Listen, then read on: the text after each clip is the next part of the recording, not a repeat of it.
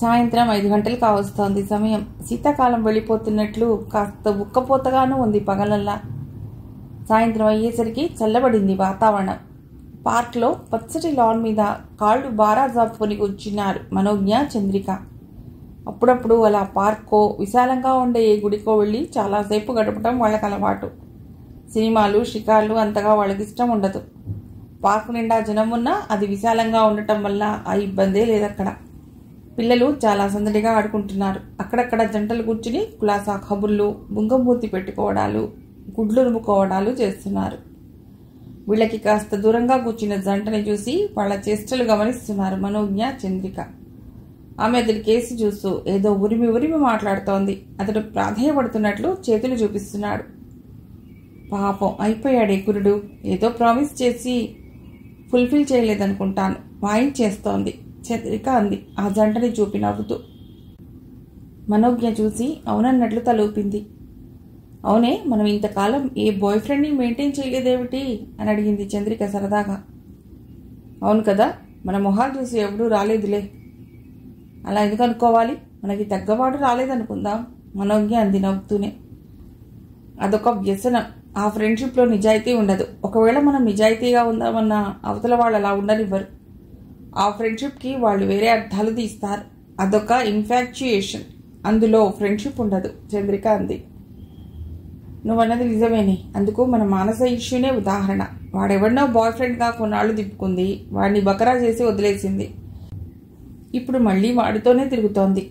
వాడికి తోడు వాడి ఫ్రెండ్స్ కూడా ఇప్పుడు దీనికి ఫ్రెండ్స్ అయ్యారు. వాళ్లకు ఇదొక ఏటీఎం లాగా ఉందనుకుంటాను మనోజ్ఞ అంది. అనుకుంటానేమిటి, ఏటీఎంఏ. ఇదొక పిచ్చి మాలోకం కదా, ఖర్చు పెడుతుంది చంద్రిక అంది విసుగ్గా. అబ్బా, ఇప్పుడు దాని గోలే దేనికే. ప్రశాంతంగా ఉంది వాతావరణం, చల్లటి గాలి వీస్తోంది, ఎంజాయ్ చెయ్యి మనోజ్ఞ అంది. నిజమే, ఇప్పుడు ఆ గోలెందుకు, దిండేసుకుని ఇలాగే పడుకోవాలని ఉంది ఇక్కడ అంటూ చేతుల మీద వెనక్కి వాలింది చంద్రిక. అందమైన వాతావరణాన్ని చూడాలంటే ఇక్కడ కాదే, మా అమ్మమ్మ గారింటికి వెళ్ళాలి అంది మనోజ్ఞ. అమ్మమ్మ గారింటిగా? ఏ ఊరే? కోనసీమ, కొత్తపేటని అచ్చమైన పల్లెటూరు. ఇప్పుడిప్పుడే కాస్త పట్టణ వాతావరణం చుట్టుకుంటోంది. అయినా బాగుంటుంది, కోనసీమ బాగుంటుంది. ఆంధ్ర, కేరళ అన్నారు. ఎటు చూసినా కొబ్బరి చెట్లు, వాటి మధ్యలో అరటి తోటలు, రోడ్డు పక్కనే అందంగా ప్రవహించే కాలువలు, ఆ చెట్ల మధ్య నుంచి నల్లని తారు రోడ్లు, అక్కడ ఎర్రని మట్టి రోడ్లు. ఓహ్, బ్యూటిఫుల్. ప్రకృతిని చూడాలంటే అక్కడనే. ఈసారి ఎగ్జామ్స్ అయ్యాక నువ్వు రా, వెడదాం మనోజ్ఞ చెప్పింది కళ్ళల్లో ఆ వాతావరణాన్ని చూస్తూ. వస్తానే, పల్లెటూళ్ళు అంటే నాకు తెలియదు.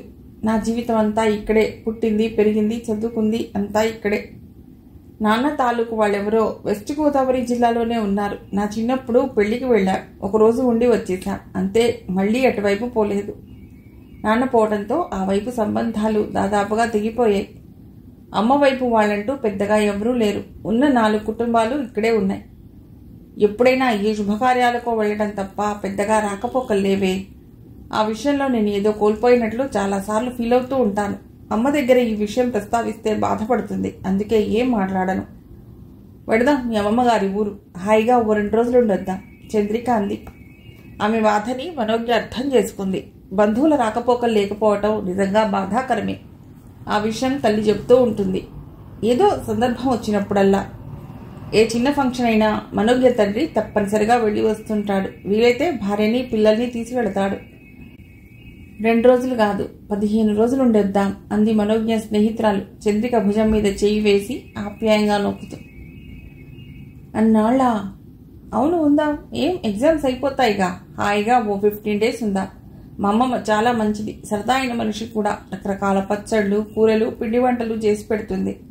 టైమే తెలీదు తెలుసా. ఓ వారం ఉందామే. Nothing doing. అంత దూరం వెళ్ళి వారంలో వచ్చేయటమా? కుదరదు. మీ అమ్మగారితో నేను మాట్లాడతాలే. అయినా ఇక్కడ నీకు అంత కొంపలు ముంచుకుపోయే పనులే ఉన్నాయే. ఉద్యోగం అంటావా, వచ్చాక చూసుకుందాం. సరేలే, ఎగ్జామ్స్ కానీ ముందు. అవుతాయిలే, వాటి గురించి మనం అంత బుర్రలు బద్దలు కొట్టుకోవాల్సిన అవసరం లేదు. మనం ప్రిపేర్గానే ఉన్నాం. మనం వెళ్ళడం ఖాయం. రాజమండ్రి వరకు ట్రైన్లో పెడదాం, అక్కడి నుంచి బస్లో. ట్రైన్ టికెట్లు బుక్ చేస్తాను. చేద్దుగాని లేవే, అప్పుడే తొందర ఎందుకు? సమ్మర్ హాలిడేస్ ఇచ్చారంటే ట్రైన్స్ బాగా రష్గా ఉంటాయే, ఇప్పటి నుండే బుక్ చేసేయాలి. మా ఇంటి దగ్గరే ట్రావెల్ ఏజెన్సీ ఉంది, అతడికి చెప్తే బుక్ చేసి పెడతాడు.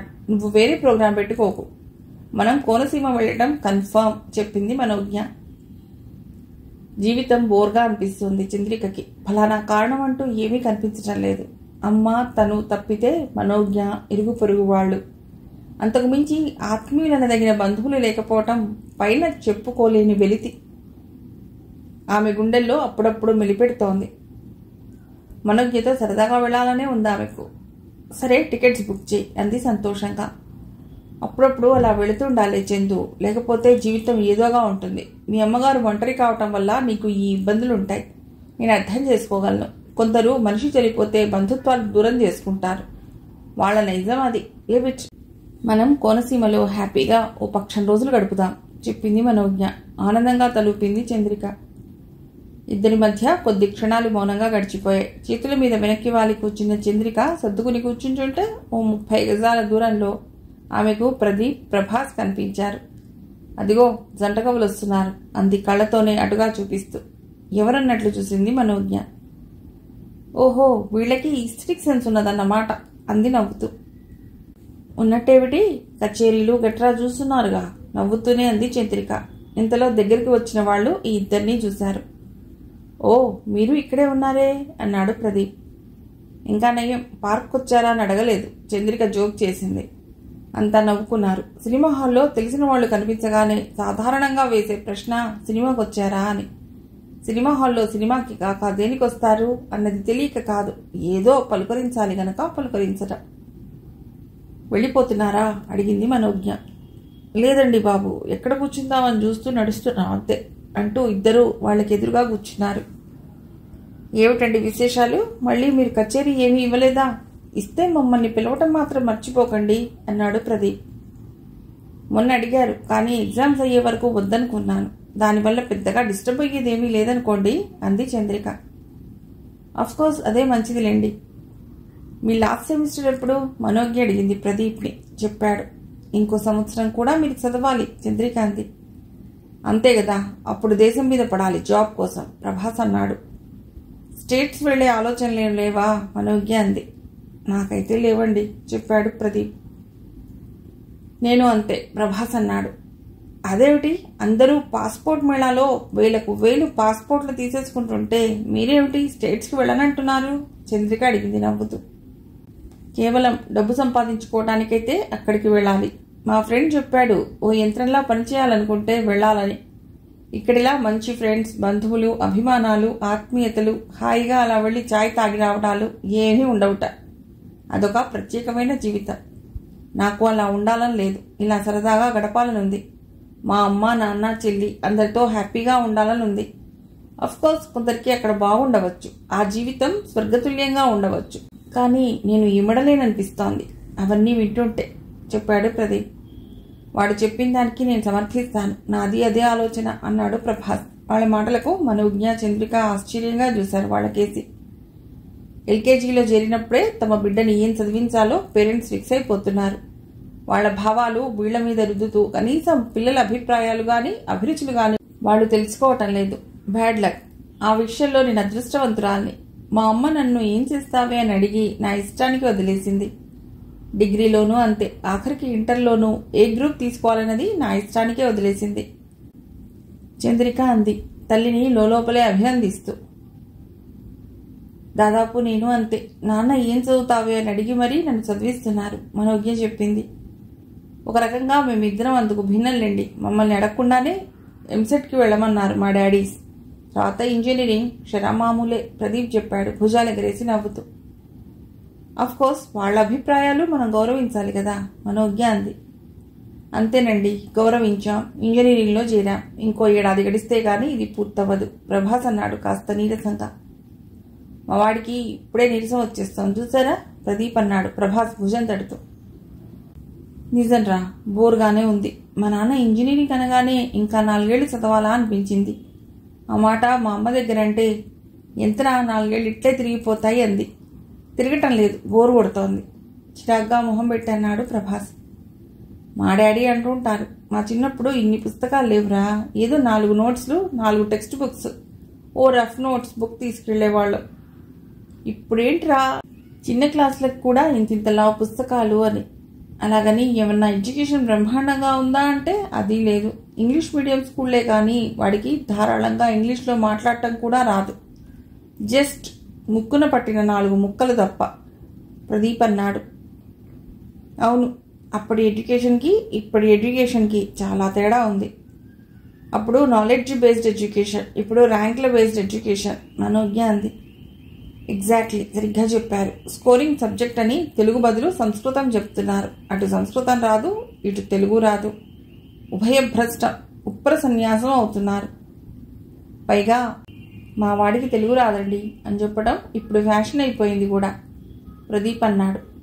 ఇంతలో అటుగా వచ్చిన పల్లీల అబ్బాయిని పిలిచి 4 పొట్లాలు తీసుకున్నాడు ప్రభాస్. అబ్బా, థ్యాంక్స్ ప్రభాస్ గారు. నేను మనసులో అనుకుంటున్నాను పల్లీలు తింటే బాగుంటుందని, మీరు కొనేశారు. చంద్రిక నవ్వుతూ అంది పొట్లం అందుకుని. ప్రభాస్ మొహం వెలిగింది. మా వాడికి ఎలా చిరుతిళ్ళు ఉండాలి, ప్రదీప్ నవ్వాడు. అందరూ అంతేలేండి, ఇంట్లో ఉంటే డబ్బాలు వెతుక్కుంటుంటాను. అమ్మ ఎప్పుడు ఏదో ఒకటి చేసి ఉంచుతుంది, మనోజ్ఞ అంది నవ్వుతూనే. సమ్మర్లో ఇక్కడే ఉంటారా, యథాలాపంగా అడిగాడు ప్రదీప్. ఇప్పుడే మను ప్లాన్ వేసింది, సమ్మర్ క్యాంప్, చంద్రిక అంది. అవునా, ఎక్కడికి వెడుతున్నారు, ప్రదీప్ అడిగాడు. మా అమ్మమ్మ గారింటికి, కోనసీమ. ఆ అందాలు చంద్రుకి తనివి తీరా చూపిద్దామని అంది మనోజ్ఞ. ఓహ్, బ్యూటిఫుల్ ప్లేస్, నిజంగా చూడవలసిందే. ఏ కేరళనో వెళ్ళినట్లుంటుంది, ప్రభాస్ అన్నాడు. మీరు చూసారా, మనోజ్ఞ అడిగింది. ఓసారి వెళ్ళాను మా బంధువుల ఇంటికి, మ్యారేజీకి. Just 2 days ఉన్నామంతే. వాళ్ళది ఓ పల్లెటూరు. ఓహ్, ఎక్కడ చూసినా కొబ్బరి చెట్లే, చాలా బ్యూటిఫుల్గా ఉందండి. మీరు అక్కడి వారా, చంద్రిక అడిగింది. కాదండి, యాక్చువల్గా మాది ఖమ్మం డిస్ట్రిక్ట్, కృష్ణా బోర్డర్ అన్నమాట. మా అమ్మగారి ఊరికి అంతర్వేది క్షేత్రం దగ్గర. అక్కడ లక్ష్మీ నరసింహస్వామి ఆలయం చాలా ఫేమస్. అక్కడే గోదావరిలో ఒక పాయ, దాన్ని వశిష్ఠ అంటారు, బంగాళాఖాతంలో కలుస్తుంది, మనోజ్ఞ చెప్పింది. ఒక పాయ అంటే, చంద్రిక, ప్రభాస్, ప్రదీప్ ఒక్కసారే అడిగారు. అంటే రాజమండ్రి దగ్గర గోదావరి 2గా చీలిపోతుంది. ఒక పాయను వశిష్ఠ అని, మరొక దానిని వృద్ధగౌతమి అని అంటారు. వృద్ధగౌతమి యానాం దగ్గర బంగాళాఖాతంలో కలుస్తుందన్నమాట, వివరించింది మనోజ్ఞ. 2 చోట్ల చూడవలసిందే. ఎగ్జామ్స్ అయ్యాక ఒక టూర్ పెట్టుకుంటాం, చెప్పాడు ప్రదీప్. ఏమైనా ఈ 2 తెలుగు రాష్ట్రాల్లో చాలా అందమైన ప్రదేశాలు ఉన్నాయి, ముందవి చూడాలి. సరైన టూరిస్ట్ ఏర్పాట్లు లేవు, మనోజ్ఞ అంది. ఇప్పుడిప్పుడే 2 చోట్ల ఆ ప్రయత్నాలు బాగా జరుగుతున్నాయి. మీరన్నట్లు ముందు మన అందాలు చూడాలి, ప్రదీప్ అన్నాడు. ప్రదీప్ని ఎక్కడివాడో అడగాలనుకున్నది మనోజ్ఞ, బాగుండదేమోనని ఊరుకుంది. మా మెదక్లో కూడా ఏజెన్సీ ప్రాంతాలు బాగుంటాయి, చెప్పాడు ప్రదీప్. మీరక్కడి వారా, అడిగింది మనోజ్ఞ. మీరు మా కోనసీమ వస్తారా అని ప్రదీప్ని అడుగుదాం అనుకుంది మనోజ్ఞ, కానీ బాగుండదేమో అని ఊరుకుంది. అక్కడి వాడినే, కానీ నేను 5th లో ఉండగా మా ఫ్యామిలీ ఇక్కడికి వచ్చేసింది. నా చదువంతా ఇక్కడే, చెప్పాడు ప్రదీప్. ఆ తర్వాత ఏవేవో కాసేపు పిచ్చాపాటి మాట్లాడుకున్నారు. 7:30 అవుతోంది, వెడదామా, టైం చూసి అన్నాడు ప్రదీప్ కాసేపు అయ్యాక. అబ్బో, అంత టైం అయిందా, వెళదాం అంటూ లేచింది చంద్రిక. మనకిక్కడి నుండి డైరెక్ట్ బస్సులున్నాయి, మనోజ్ఞను ఉద్దేశించి అన్నాడు ప్రదీప్. మనకు కూడా, చంద్రికను ఉద్దేశించి అన్నాడు ప్రభాస్. అవునన్నట్లు తలూపింది ఆమె. అబ్బా, వెన్నెల చూడవే ఎంత బాగుందో, పుచ్చ పువ్వుల్లా. అంటే ఇదేనేమో, లేచి ఆకాశం కేసి చూసింది చంద్రిక. అవునే, ఇవాళ పౌర్ణమి అనుకుంటాను, మనోజ్ఞ ఆకాశం కేసి చూస్తూ అంది. ఆకాశం నిర్మలంగా ఉంది, ఎక్కడా మేఘాలు లేవు. ఉన్న కొద్ది చిన్న చిన్న మేఘాలు తెల్లగా పల్చగా ఉన్నాయి. చంద్రబింబం తెల్లగా వెలిగిపోతోంది. 7:30 అయిపోయింది. బస్సు ఎక్కితే అరగంట పైగా పడుతుంది, లేకపోతే ఇంకాసేపు కూర్చునేవాళ్ళం వెన్నెట్లో, చంద్రిక అంది నిరుత్సాహంగా. పోనీ కాసేపు కూర్చుందామా, అడిగాడు ప్రభాస్. వాళ్లతో ఇంకాసేపు గడపాలనుంది అతడికి. ఏమే, కూర్చుందామా అన్నట్లు స్నేహితురాలి మొహంలోకి చూసింది మనోజ్ఞ. వద్దులే, వెళదాం, లేట్ అయిన కొద్దీ బస్సులు రష్గా ఉంటాయి, మళ్ళీ అదో తలనొప్పి అంటూ బయలుదేరింది చంద్రిక. వెన్నెట్లో హాయ్ హాయ్ అని పాడుకుంటూ పార్క్లో పరిగెడదామా, మనోజ్ఞ అంది నవ్వుతూ. ఆ మాటకి అందరూ నవ్వేశారు. 4 పార్క్ బయటికి వచ్చారు. సరిగ్గా అదే సమయంలో అటుగా కారులో వెళుతున్న మానస వీళ్ళ 4 చూసింది. ఆమె తల్లితో కలిసి ఏదో ఫంక్షన్కి వెళుతోంది. 4 ముఖ్యంగా ప్రదీప్ని వాడితో అలా చూసేసరికి ఆమెకు అదోలా అనిపించింది. తను కూడా వాళ్లతో అక్కడ లేకపోయానే అని కాస్త బాధగా అనిపించింది ఆమెకు. మనోజ్ఞ కానీ చంద్రిక కానీ తనకి ఫోన్ చేయలేదెందుకని అనుకున్నది. సాధారణంగా వాళ్ళు ఎక్కడికైనా వెళితే లేదా తాను ఎక్కడికైనా వెళ్లాలనిపిస్తే ఫోన్లు చేసుకోవటం అలవాటు. అలాంటిది తనకి వాళ్ళు ఎందుకు ఫోన్ చేయలేదా అని ఆమె అనుకుంది. మనసంతా అదోలా అయిపోయింది ఆమెకు. తను ఒంటరిగా కారులో ఉంటే తక్షణం కారు ఆఫ్ చేసి వాళ్ళని కలిసేది. ఇప్పుడు అలానే అనిపించింది. కారు ఆపుదాం అనుకునేంతలో సిటీ బస్ రావటం, ప్రదీప్ మనోజ్ఞ ఎక్కేయటం క్షణంలో జరిగిపోయింది. తన కారు ముందుకు కదిలింది. వెనక్కి తిరిగి చూసింది మనోజ్ఞ. బస్ కోసం అన్నట్లు చంద్రిక, ప్రభాస్ నిల్చున్నారు. ఏదో మాట్లాడుకుంటూ వాళ్ళిద్దరూ నవ్వుకుంటున్నారు. అదేమంతా ఆమెను బాధించలేదు. ప్రదీప్ మనోజ్ఞ కలిసి వెళ్ళటమే ఆమెను బాధిస్తోంది. ప్రదీప్ అంటే ఎందుకో తన మనసులో ప్రత్యేక అభిమానం ఏర్పడిపోయింది. దానికి ప్రత్యేక కారణాలు ఆమెకు తెలియవు. ఈ కృష్ణతేజాలు, రామ్ చరణ్లు, విల్సన్లు ఆమె దృష్టిలో కేవలం ఒక కాలక్షేపం మాత్రమే. కానీ ప్రదీప్ అలా కాదు. అతడి ధోరణి, మాట తీరు, మొహమాటతనం, ఇది అని పైకి కనిపించని ఒక హుందాతనం ఆమెకు నచ్చాయి. అతడితో గడపాలని ఆమె తహతహలాడుతోంది. కానీ సరైన సమయం చిక్కడం లేదు. ఎలాగైనా అతడితో తన పరిచయాన్ని గాఢమైన స్నేహంగా, ఆ పైన అనురక్తిగా మార్చుకోవాలని ఆమెలో కోరికలు బలంగా అలుముకుంటున్నాయి. ఆమె అన్యమనస్కంగానే ఫంక్షన్లో గడిపింది. ఎప్పుడైపోతుందా, ఎప్పుడు ఇంటికి వెడతారా అని ఆత్రపడింది. మనోజ్ఞకి కానీ చంద్రికకి కానీ ఫోన్ చేయాలని, సాయంత్రం ఎక్కడికి వెళ్లారని అడగాలని, వాళ్ళేం చెప్తారో వినాలని ఆమె ఆరాటపడింది. ఫంక్షన్ ముగించుకుని ఇంటికి వచ్చేసరికి 9:30 దాటింది. అదేనా, వెళదాం మమ్మీ అని ఆమె తొందర పెడితే తల్లి కదిలింది. ఇంటికి రాగానే గబగబా తన గదిలోకి వెళ్లి మనోజ్ఞకి ఫోన్ చేసింది మానస. హలో, ఏమిటే ఈవేళప్పుడు ఫోన్ చేసా అడిగింది మనోజ్ఞ. ఏ నిద్రపోతున్నావా, డిస్టర్బ్ చేశానా అంది మానస. నథింగ్, చెప్పు, ఏమిటి సంగతులు మనోజ్ఞ అడిగింది.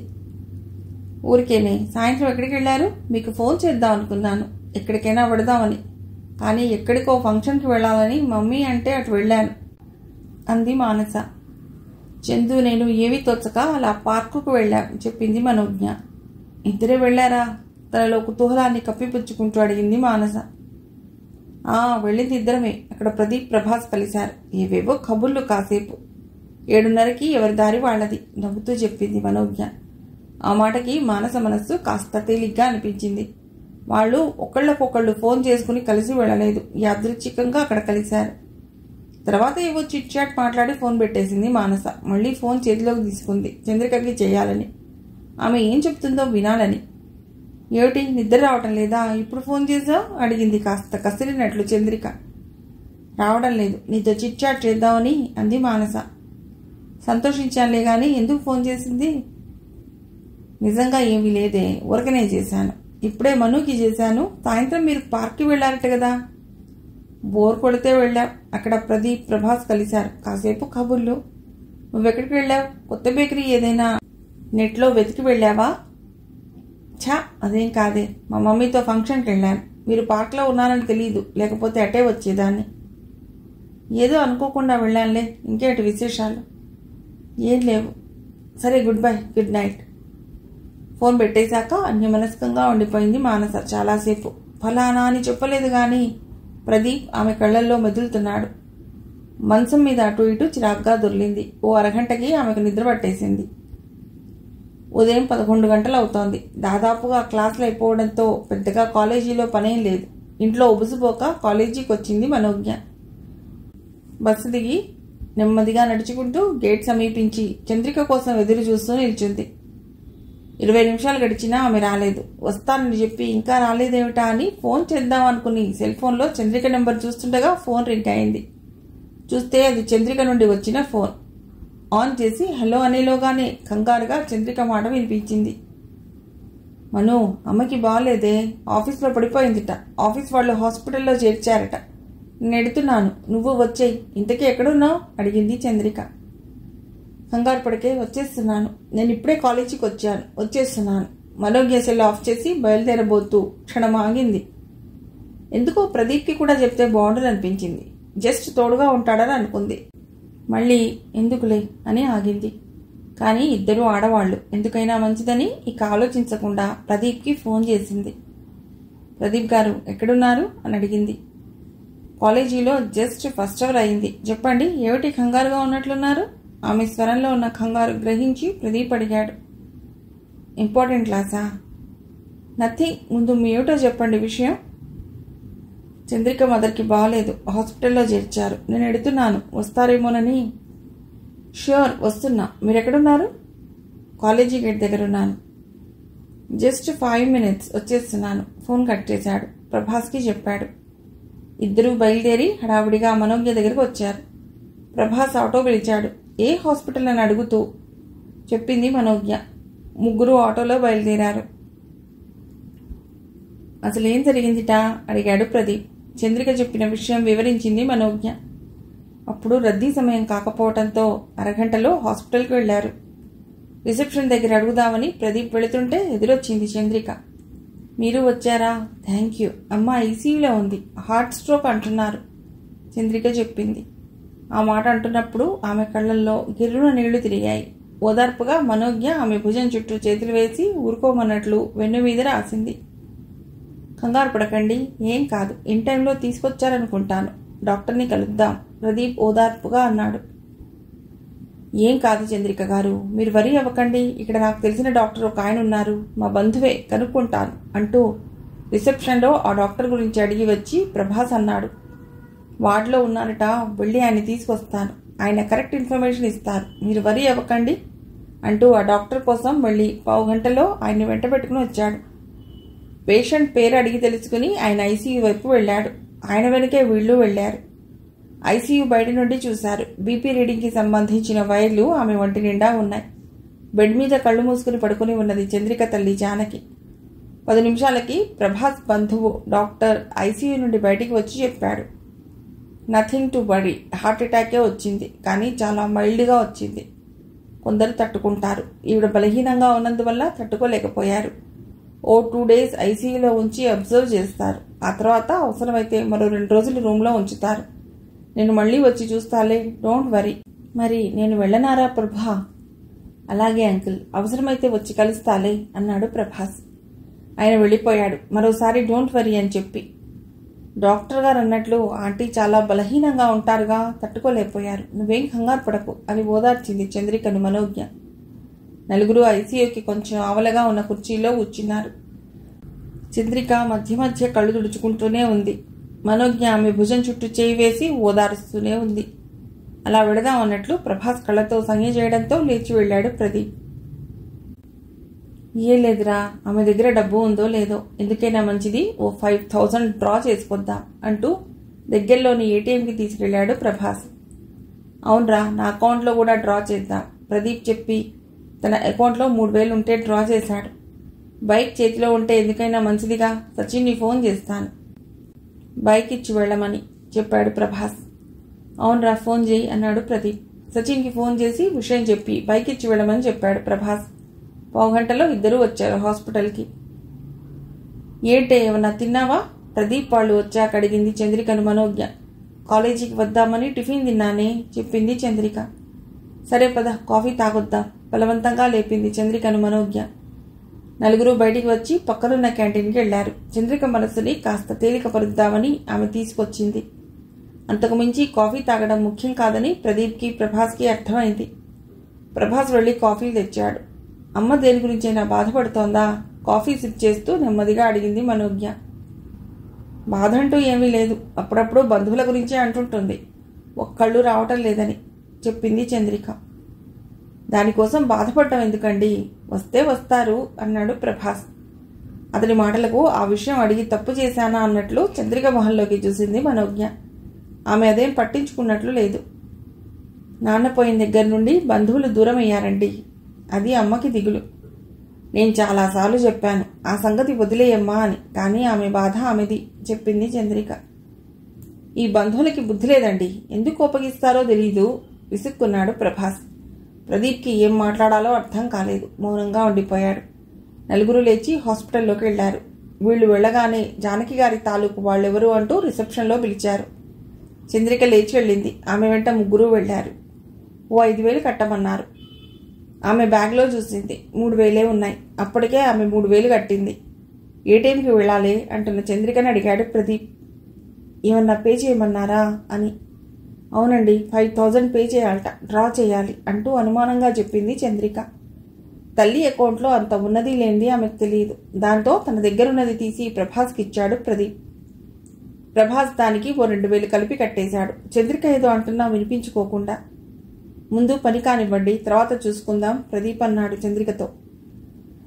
అమ్మకి హెల్త్ కార్డు ఉంది, NGO కార్డు.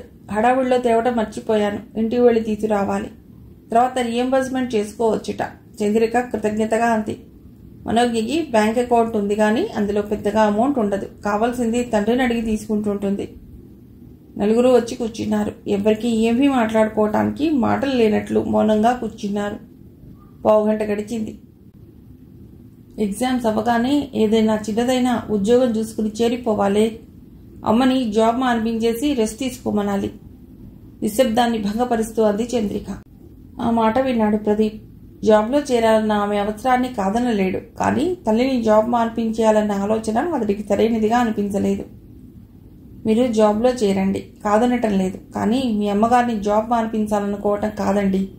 ఆవిడ ఏ పని లేకుండా ఒంటరిగా ఇంట్లో కూర్చుంటే మరీ ఆలోచనలు చిరాకు పరుస్తాయి. చేయగలిగినన్ని నాళ్లు జాబ్ చేయనివ్వండి.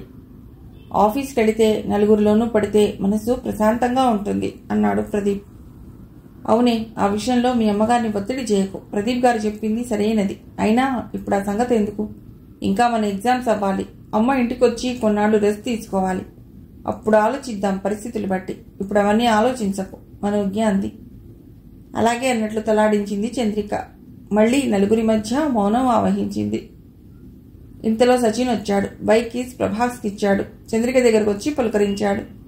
అమ్మగారికి ఇలా ఉందండి అని చెప్పిందామె. పర్వాలేదండి, మైల్డ్ హార్ట్ స్ట్రోక్ మనోజ్ఞ చెప్పింది. సచిన్ ఓ 1 గంట కూర్చుని వెళ్ళిపోయాడు. హాస్పిటల్కి వస్తూ పోతున్న రకరకాల పేషెంట్లని, వారితో వస్తున్న వారిని చూస్తూ కూర్చున్నారు. కార్పొరేట్ హాస్పిటల్ మెట్లెక్కామంటే చాలు, గంటకి 10,000 ఖర్చు పెట్టవలసిందే అని ఒక ఆయన విసుక్కుంటూ వచ్చి వీళ్ల పక్కన కూర్చున్నాడు. ఆయన మాటలు ఎవ్వరూ కాదనలేరు. ఆయన అన్నారని కాదు గాని అవసరమో కాదో తెలియదు, 1,00,000 టెస్టులు రాసేస్తారు. భరించవలసిందే, తప్పదు. కాదంటే ఏమైపోతుందోనన్న భయం. మన భయం వాళ్ళకి ఆయుధం. ప్రభాస్ నెమ్మదిగా తన వాళ్లకి వినిపించేటట్లు అన్నాడు. అవునన్నట్లు తలూపారంతా. ఇంకో సంగతి తెలుసా? ఎన్ని ఎక్కువ టెస్టులు రాస్తే ఆ డాక్టర్ అంత గొప్పవాడన్న ఫీలింగ్లో ఉన్నారు మన పేషెంట్లు అంటూ నవ్వాడు ప్రభాస్. అది నిజమేననిపించింది అందరికీ. రాగానే 10,000 కట్టమన్నారు. కట్టాం. గంట కాలేదు, మళ్ళీ 5,000 కట్టమన్నారు. కట్టాం. యాంజియోగ్రామ్ చేస్తారట, దానికి మళ్ళీ 15,000 కట్టాలంట. వీళ్ళకి డబ్బంటే మంచిళ్ళ కింద లెక్క. తప్పుద్దా? తప్పదు మరి. అవతల ప్రాణం పోద్దని భయం. వీళ్ల పక్కనున్న వ్యక్తి స్వగతల్లా అనుకుంటూ ప్రదీప్ వైపు తిరిగి చెప్పాడు. ప్రదీప్ ఏమీ మాట్లాడలేదు. తప్పదులేండి, మన మనిషి ప్రాణం ముఖ్యం కదా, ఏమీ మాట్లాడకపోతే బాగుండదని ప్రభాస్ అన్నాడు. ఆయన ఇంకా అలాగే ఏవేవో విసుక్కుంటూనే ఉన్నాడు. ఇంతలో మనోజ్ఞ ఫోన్ రింగ్ అయింది. తీసి చూస్తే మానస నుంచి. ఆన్ చేసి హలో అంది మనోజ్ఞ. ఎక్కడున్నారే? కాలేజీకి వచ్చాను, మీరు లేరు అని అడిగింది మానస. చందు అమ్మగారికి బాగలేదు, హాస్పిటల్లో చేర్చారు, హాస్పిటల్లో ఉన్నాం చెప్పింది మనోజ్ఞ. ఏ హాస్పిటల్? కంగారుగా అడిగింది మానస. వివరాలు చెప్పింది మనోజ్ఞ. వస్తున్నా అని ఫోన్ కట్ చేసింది. ఆ విషయం చంద్రికకి చెప్పింది. 1/2 గంటకి మానస హాస్పిటల్కి వచ్చింది. ఆమె వచ్చే సమయానికి రిసెప్షన్లో పిలిస్తే వెళ్ళింది చంద్రిక. ఆమెతో ప్రభాస్ కూడా వెళ్ళాడు. అక్కడ మనోజ్ఞ, ఆమె పక్కన ప్రదీప్ కూర్చుని ఉన్నారు. వాళ్ళిద్దరూ ఏదో విషయమే మాట్లాడుకుంటున్నారు. వాళ్ళిద్దరినీ అలా చూసిన మానస మనస్సులో అప్రయత్నంగా చివుక్కుమనిపించింది. మనసు పొరల్లో ఎక్కడో గుచ్చుకున్నట్లు అయింది. గబగబా వచ్చి మనోజ్ఞ పక్కన కూర్చుంది. ప్రదీప్ని నవ్వుతూ పలకరించింది. ఎలా ఉంది? హార్ట్ అటాకా అడిగింది మనోజ్ఞని. మానసికి అన్ని విషయాలు చెప్పింది మనోజ్ఞ. ఇప్పుడు పర్వాలేదా? మానస అడిగింది. పర్వాలేదట, మైల్డ్ స్ట్రోక్. చందు ఏది? రిసెప్షన్లో పిలిస్తే వెళ్ళింది. ఇంతలో చంద్రిక, ఆ వెనుకే ప్రభాస్ వచ్చారు. అక్కడ ప్రభాస్ని కూడా చూసేసరికి మానసకి ఏదోలా అనిపించింది. వీళ్ళందరికీ తెలిసిన విషయం తనకి ఫోన్ చేస్తే గానీ తెలియకపోవడం కొంచెం కోపంగానూ అనిపించింది. ఎందుకే పిలిచింది? చంద్రికను అడిగింది మనోజ్ఞ. లైట్గా భోజనం పెట్టమన్నారు.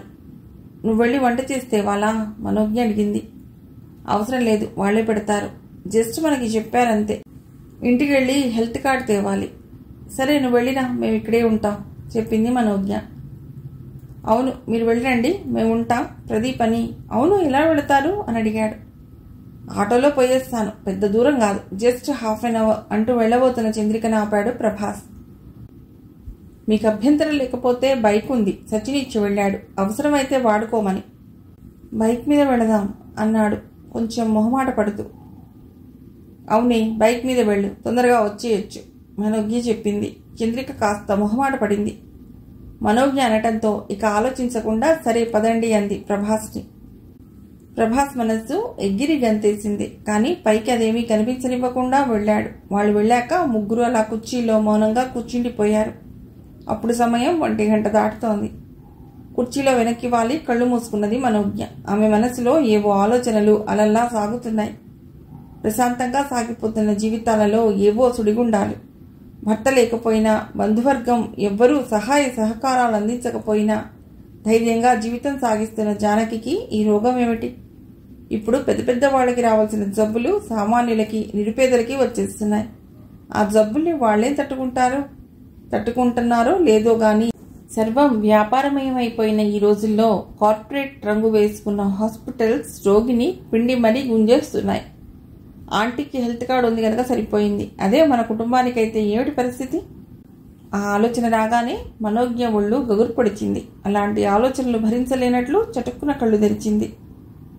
ఏదైనా తిందామా, ఆకలేస్తోంది అంటూ లేచింది మానస. మనోజ్ఞకి అలానే ఉంది. కళ్ళు మూసుకుని కుర్చీలో తనలాగే వెనక్కి వాలి కూర్చున్న ప్రదీప్ని పిలిచింది. రండి ఏదైనా తినివద్దాం అని మానసతో బయలుదేరింది. ప్రదీప్కి ఆకలిగానే అనిపించింది. ముగ్గురు క్యాంటీన్కి వచ్చారు. గబగబా మానస వెళ్ళి మైసూర్ బజ్జీ తెచ్చింది. ప్రదీప్ వెళ్ళి ప్లేట్ అందుకున్నాడు. మాట్లాడుకోవడానికి ఏమీ లేనట్లు మౌనంగా ముగ్గురు టిఫిన్ తినడంలో నిమగ్నమయ్యారు. క్లాసులేం లేవుగా, మామూలు అప్పుడు డుమ్మా కొట్టేదానివి, నువ్వు ఎందుకు వచ్చావు కాలేజీకి ఇవాళ? మరీ మౌనంగా ఉండటం భరించలేక అన్నట్లు మానసని అడిగింది మనోజ్ఞ. ఇంట్లో బోర్ కొట్టిందే, అయినా మీరు ఈరోజు వస్తానన్నారుగా మొన్న ఫోన్ చేస్తే, అందుకే వచ్చాను అంది మానస.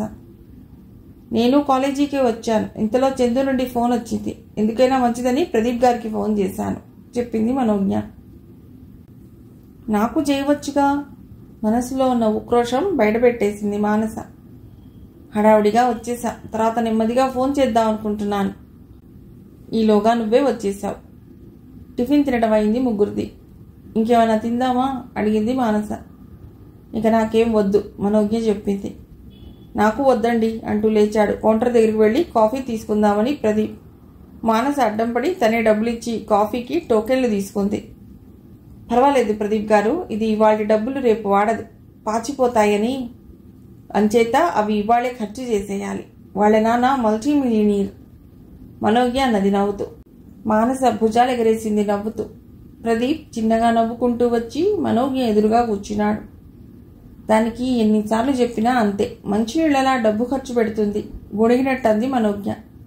ప్రదీప్ లేచి వెళ్ళి మానస చేతిలోంచి కాఫీ కప్ అందుకున్నాడు. చందుకి ఫోన్ చేసి భోజనం చేసి రమ్మంటే పోతుంది అంటూ చంద్రికకి ఫోన్ చేసింది మనోజ్ఞ. అప్పటికే వాళ్ళు ఇంటి నుండి బయలుదేరిపోయారు. మరో 20 నిమిషాలకి వాళ్ళు వచ్చారు. ఏమే 1:30 అవుతోంది. ప్రదీప్ గారు, మీరు ప్రభాస్ గారు వెళతారా అడిగింది చంద్రిక. పర్వాలేదండి, ఉంటాము ప్రదీప్ అన్నాడు. అయ్యో భోజనం టైం అయింది. నో ప్రాబ్లం, ఇప్పుడే క్యాంటీన్లో తిన్నాం, ఆకలేస్తే మళ్ళీ ఏదో తిందాం, మీరు కూడా ఏదైనా తినండి చెప్పాడు ప్రదీప్.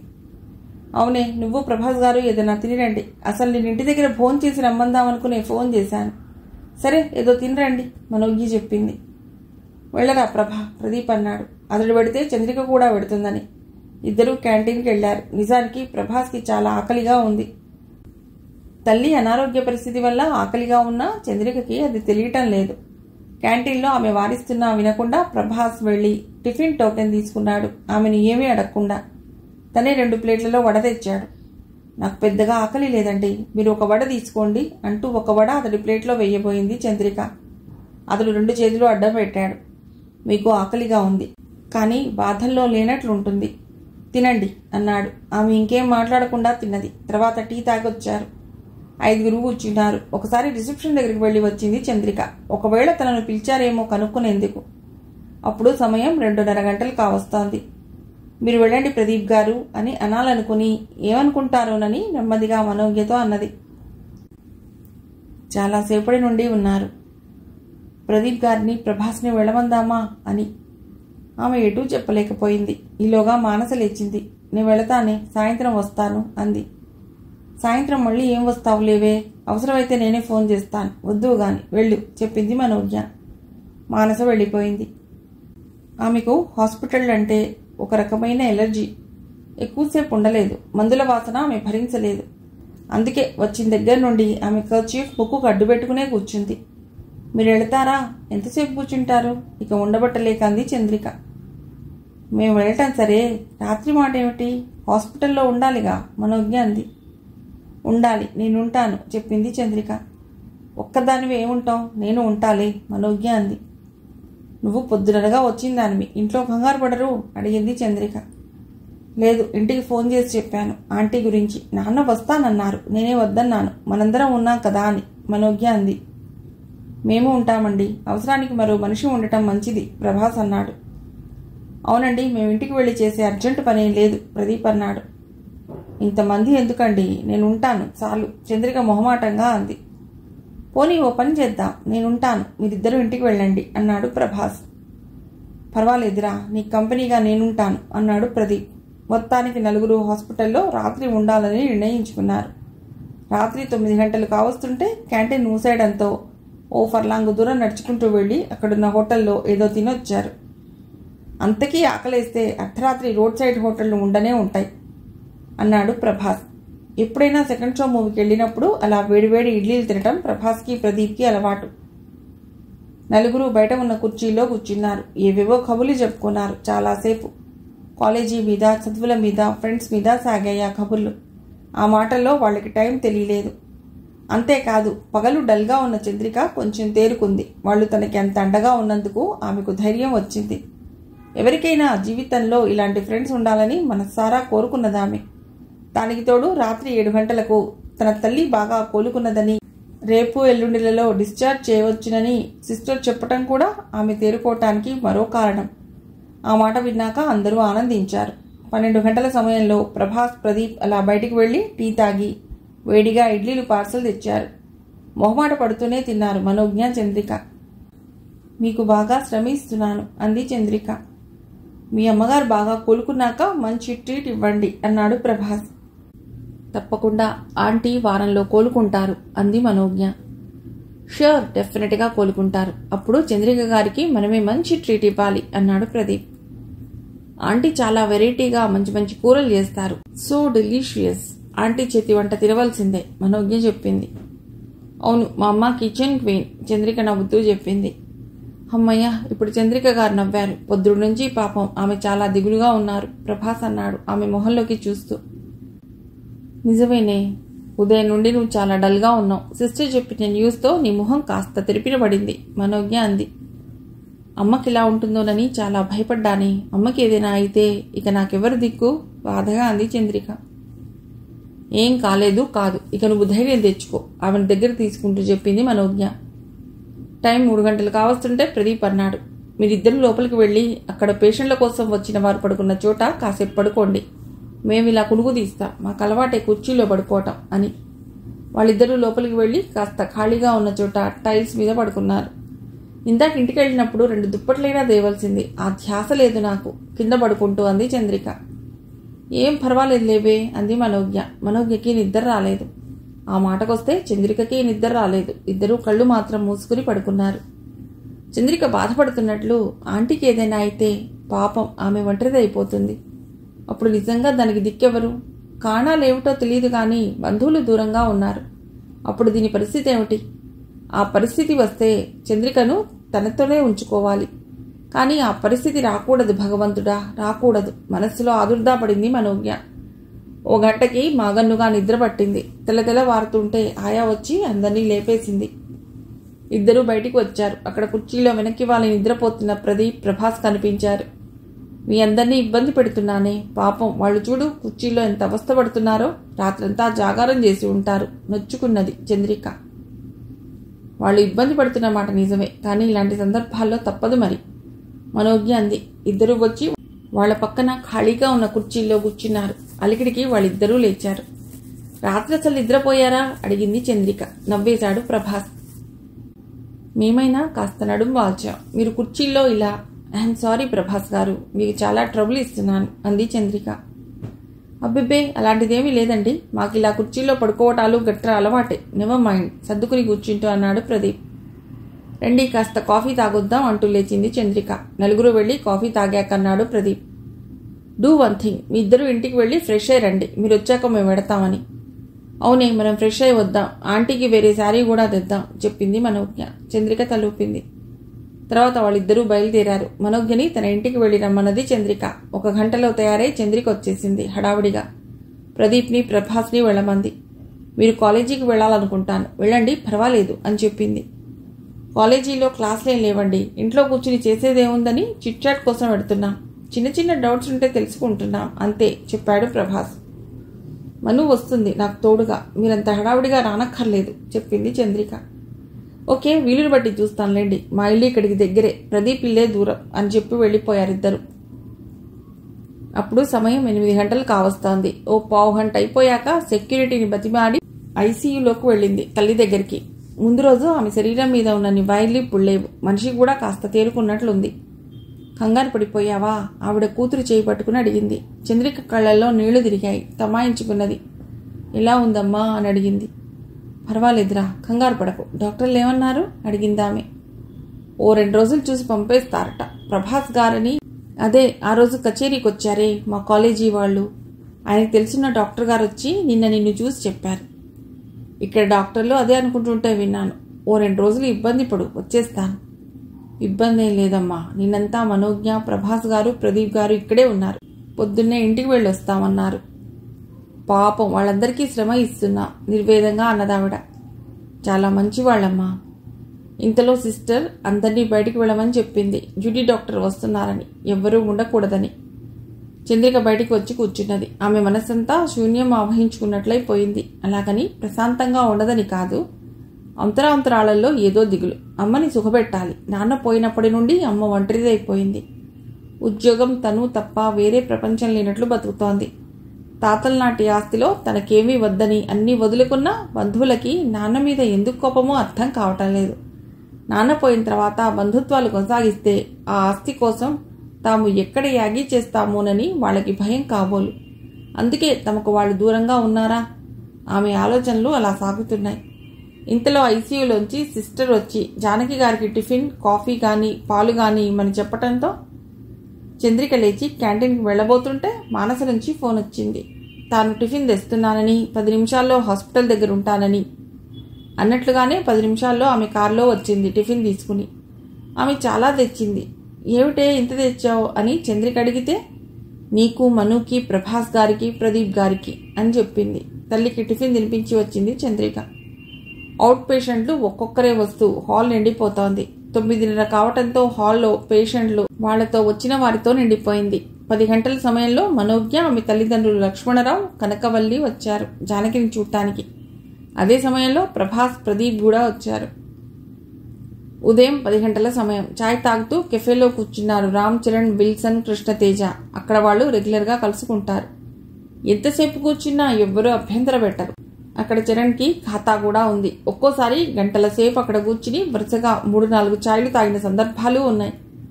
ఆ విషయం తేజాకి తెలుసు. అతడు కూడా వాళ్లతో అక్కడ అలా గడిపినవాడే. ఏం ఆలోచిస్తున్నావు అడిగాడు చరణ్ని విల్సన్. చాయ్ తాగుతూ సిగరెట్ దమ్ము లాగుతూ మౌనంగా ఉన్నాడు చరణ్. విల్సన్ ప్రశ్నకి చిన్నగా నవ్వాడు. అదే తేజగాడిని బకరా చేసిన గర్ల్ ఫ్రెండ్ మానసని ఇక్కడికి రమ్మన్నాను, సినిమా షూటింగ్ చూపిస్తానని. ఇంకాసేపట్లో వస్తుంది. మనం ఇప్పుడు సినిమా షూటింగ్ చూడడానికి వెళుతున్నాం. షూటింగ్ శంషాబాద్ ఎయిర్పోర్ట్ దగ్గర.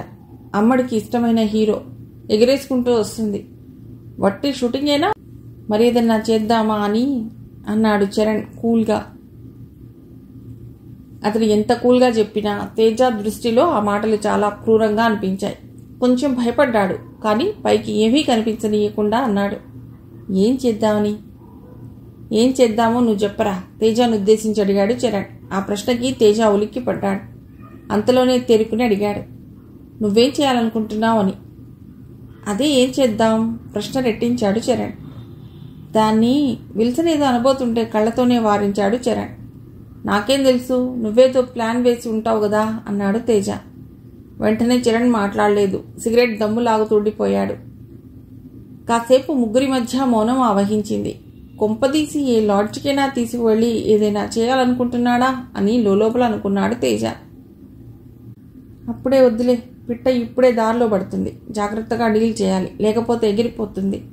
ఇంకొంచెం పాకాన పడ్డాక అప్పుడు ఎంజాయ్ చేసి ఫోటోలు తీసి ఆనగా ఏటీఎంలా వాడుకుందాం. ఒక్కొక్క మాట ఒత్తి పలుకుతూ అన్నాడు.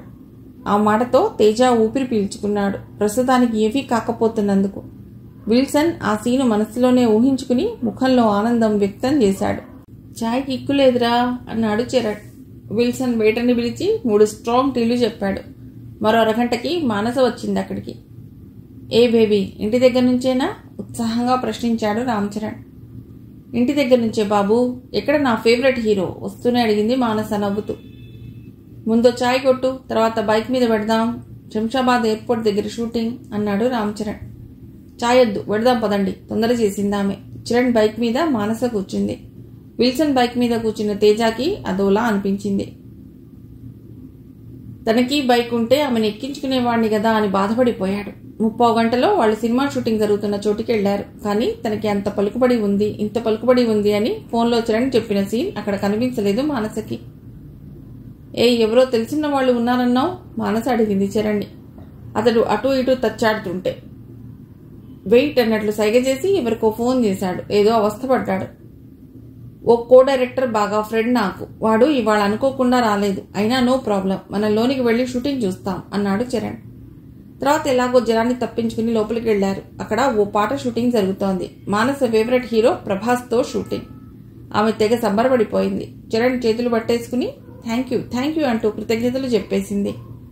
అదంతా తేజాకి చాలా చిరాగ్గా అనిపిస్తోంది. కానీ ఏమీ అనలేడు. ఓ 2 గంటలు షూటింగ్ చూసేసరికి బోర్ కొట్టేసింది. అప్పా, ఒక్క పాట చరణం ఇంతసేపా అంది మానస. అంతే మరి, లక్షలు ఖర్చు పెట్టి సెట్టింగ్ వేసి ఒక్కో పాట 2 3 రోజులు తీస్తారు. కానీ మనకి సినిమాలో 4 నిమిషాలు కనిపిస్తుంది విల్సన్ చెప్పాడు. అవునా అన్నట్లు తలుపిందామె. వెళదామా? రామ్ చరణ్ అడిగాడు. ఇక చాలు చూడ్డం అన్నట్లు అందరూ బయటికి వచ్చారు. ఓకే, ఇప్పుడు ఎక్కడికి వెళదాం? చరణ్ అడిగాడు. అందరూ అతడి కేసు చూశారు. మరోసారి షూటింగ్ చూపించాను, మరి మాకు ట్రీట్ ఇవ్వవా అన్నాడు మానస కేసు చూస్తూ చరణ్. ఓ సంతేగా, ఇస్తాను. ఎక్కడికి వెళదామో మీరే చెప్పండి అడిగింది మానస. మా వాణ్ణి బకరా చేసినట్లు చేయవుగా నవ్వుతూ అడిగాడు చరణ్. ఆ మాటకి తేజ తప్ప అందరూ నవ్వేశారు. సారీ, అప్పుడేదో అలా జరిగిపోయింది. అర్జెంట్ పనుండి వెళ్ళాను నసుగుతూ అంది మానస. ఓకే సరదాగా అన్నాలే, లివిట్. తేజగాడు అదేం పట్టించుకోలేదు. ఏరా తేజ కేసు చూస్తూ అన్నాడు చరణ్. అవునన్నట్లు తలూపాడు తేజ ఏడవలేక నవ్వుతూ. అతడి ఫీలింగ్ అర్థమైంది విల్సన్కి, చరణ్కి. అతడి భుజాల మీద చెయ్యేసి టేక్ ఇట్ ఈజీ రా భాయ్ గుసగుసగా అన్నాడు చరణ్ అనునయంగా. హోటల్లో 800 బిల్ చెల్లించింది మానస. వాళ్ళు 4 బయటకు వస్తుంటే సిటీ బస్సులో వెళుతున్న మనోజ్ఞ చూసింది. వాళ్లతో మానస ఉండటం ఆమెకి నచ్చలేదు. దూరంగా పెట్టిన బాయ్ ఫ్రెండ్ కృష్ణతేజతో మళ్లీ ఆమె తిరగటమూ నచ్చలేదు. పైగా మరో 2 కొత్త వాళ్లతో తిరగటమూ ఆమెకు నచ్చలేదు. దీనికి బుద్ధి లేదు అని మనసులోనే తిట్టుకుంది. వాళ్ళకి బాయ్ చెప్పి మానస ఆటో ఎక్కి వెళ్ళిపోయింది. ఒరే చరణ్, పిట్ట ఎంత దూరం వచ్చినట్లు విల్సన్ అడిగాడు చరణ్ని ఓ సిగరెట్ అందించి తానొకటి నోట్లో పెట్టుకుంటూ. దగ్గరకు వచ్చేసిందిరా, మనం ఎక్కడికి రమ్మంటే అక్కడికి వస్తుంది పిట్ట. త్వరలోనే స్పాట్ పెట్టేద్దాం. సిగరెట్ ఓ దమ్ములాగి పొగ వదులుతూ చెప్పాడు చరణ్. తేజకి సిగరెట్ అలవాటు మాత్రం లేదు. మిగిలిన కథ తర్వాతి భాగంలో.